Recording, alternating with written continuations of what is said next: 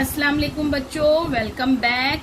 अभी हम हाजमे का फेल यानी काम हमने देखे कि किस तरीके से हाजमा जो होता है, हाजमे का फेल अंजाम देने के लिए दूसरे अंदरूनी आज़ा पेट के ऊपरी खाने में होते हैं।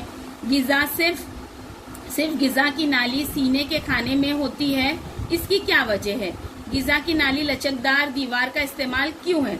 गिज़ा की नाली की लचकदार दीवार का क्या इस्तेमाल है? गिज़ा की नाली लचकदार होगी तो आपका खाना, कभी ऐसा होता है ना कि आपने बहुत सूखा कुछ निगल लिया तो उसको निगलने में परेशानी नहीं होती। गिज़ा की नाली छोटी बड़ी हो जाती है ताकि खाना आसानी से मैदे तक पहुंच जाए।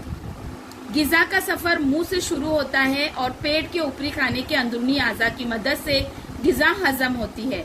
गिज़ा का गैर हजम और बेकार हिस्सा मकत के जरिए फुजले की शक्ल में जिस्म से बाहर खारिज हो जाता है। यहाँ जिस्म में गिज़ा का सफर खत्म होता है। मुंह से मकत तक एक नाली जैसे रास्ते से ये सफर होता है। इस रास्ते को गिज़ा का रास्ता कहते हैं। इस नाली जैसे रास्ते की लंबाई तकरीबन 9 मीटर होती है। मुख्तलिफ अंदरूनी आज़ा से मिलकर ये गिज़ाई रास्ता बनता है। गिज़ा की नाली से इस गिज़ाई रास्ते का एक हिस्सा है। अब सुनिए, अब क्या होता है, गिज़ा हम मुंह से खा रहे हैं और मुंह से खाकर आप उसे निगलते हैं। निगलते वक्त आपने गिज़ा की नाली का इस्तेमाल किया, वो खाना पेट तक पहुंचा। पेट के बाद क्या होता है, वो गिज़ा पेट में जाती है। देखिए, मैं आपको इसको जूम में समझाऊंगी तस्वीरों के जरिए। और वो पेट में पहुंचकर क्या होता है, वो अतड़ियों में और तमाम चीजों में वो उसकी जो है गिज़ा हजम होना शुरू होती है और आखिर में वो गिज़ा जो है टॉयलेट हो जाती है। मक़अत का रास्ता यानी टॉयलेट हो जाती है और वो फुजले की शक्ल में हमारे जिस्म से वो खाना बाहर निकल जाता है। तो आपके मुंह से लेके मक़अत तक का जो लंबाई गिज़ा की नाली से लेकर आपके हाजमे तक का जो सफर है, उसकी लंबाई तकरीबन 9 मीटर होती है और उसमें मुख्तलिफ अंदरूनी आज़ा जो है मिलकर जो है वो काम करते हैं और इस तरीके से हमारा खाना जो है हजम होता है और टॉयलेट की शक्ल में जिस्म से बाहर हो जाता है।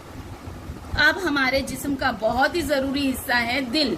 दिल को कहते हैं कल्ब। अब ये क्या क्या काम करता है? हमारे जिस्म में खून होता है, हम सांस लेते हैं तब हवा जिस्म में दाखिल होती है। खून उसे पूरे जिस्म में पहुंचाने का फेल अंजाम देता है।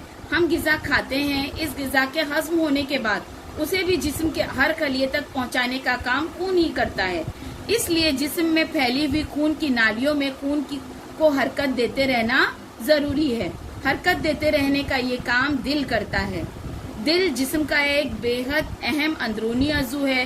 वो सीने के खाने में बीचों बीच लेकिन किसी कदर बाएं जानिब होता है और हमारी मुट्ठी से किसी कदर बड़ा होता है। यानी हर किसी का दिल, आप अपना मुट्ठी बंद कीजिए, मुट्ठी से थोड़ा बड़ा हर किसी का अपनी मुट्ठी से, हाँ अभी ये मेरी मुट्ठी है, इस मुट्ठी से थोड़ा सा बड़ा मेरा दिल होगा। इसी तरीके से आप अपनी मुट्ठी बंद कीजिए तो आपके दिल की साइज मालूम पड़ जाएगी। दिल जिस्म का एक अहम अंदरूनी अज़ू है। वो सीने के खाने के बीचों बीच किसी कदर बाएं जानिब होता है। वो हमारी मुट्ठी से किसी कदर बड़ा होता है। दिल की दीवारें भी लचकदार होती हैं। तो दिल जो है बेटा हमारे जिस्म का बहुत ही जरूरी हिस्सा है। दिल जो है, दिल के अंदर से खून जो है पंप होता है और ये खून जो है पूरे जिस्म में पहुंचाता है साफ करके। यानी खून में जो ऑक्सीजन पहुंचनी चाहिए, जब हम सांस लेते हैं वो ऑक्सीजन जो है खून में मिलती है और वो साफ खून जो है जिस्म के कोने कोने तक दिल पहुंचाता है। इसी तरीके से अगर हम कुछ खाते हैं तो उसकी ग़िज़ाइयत भी जो है खून में मिलाकर खून जो है जिस्म के कोने कोने में उसको पहुंचाता है।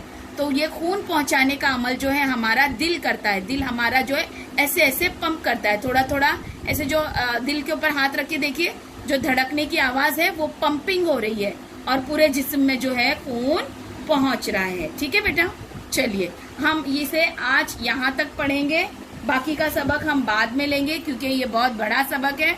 तो आज हमने कल्ब तक की जो है मालूमात, दिल तक की मालूमात हासिल की। ठीक है बेटा।